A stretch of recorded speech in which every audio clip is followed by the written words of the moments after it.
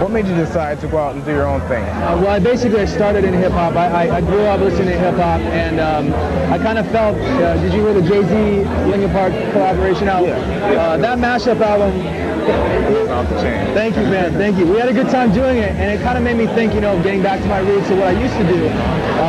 I think that's one reason why I'm here with Styles and Beyond, why they're on the record so much, is because back then, about like 10 years ago, when I was really starting to get into producing and doing things like that, these are the guys I used to hang out with, and I kind of wanted to get back to that and just try to get back to my roots, but use all the things I've learned in the meantime. With Linkin Park, I've learned so many things about being in the studio and all that, about touring, about people, that I wanted to see if I added the two together, what it would sound like.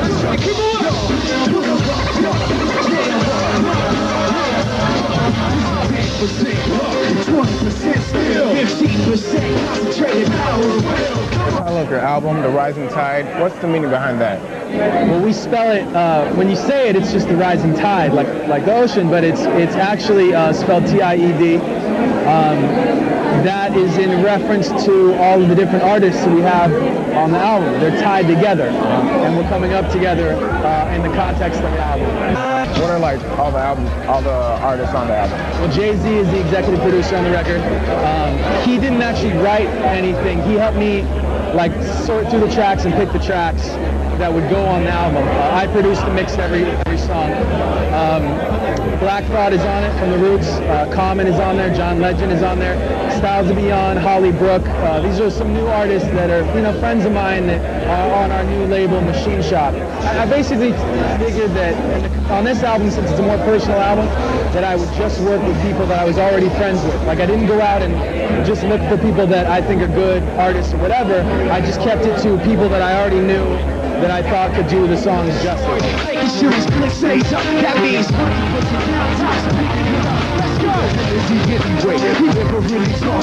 And what was it like working with the legendary Jay-Z on this album? How did it make you feel?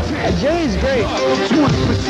We've sold a lot of records too, and we look for other people who, when they get to that, if they're our level, above our level, below our level, whatever, that they are down to earth. They're real people, you know what I mean? And Jay's one of those people who is humble, but charismatic. The reason I wanted Jay involved in the project is because he could be that expert, fresh ear. I've heard a song 100 times. I don't know. I'm so used to it at this point. I need a person to come in and listen to it first, second, third time and tell me, is it good? Does it need work? What can we expect from Port Minor in the future? Right now, I think I'm focusing pretty much on promoting this record, and obviously we're out here on the tour. I know I'm working on new Linkin Park stuff right now. We're writing a new album that'll be out this year. So I don't know as far as the future after that. I don't know. All I know is that we're promoting the Port Minor record and I'm writing new Linkin Park music.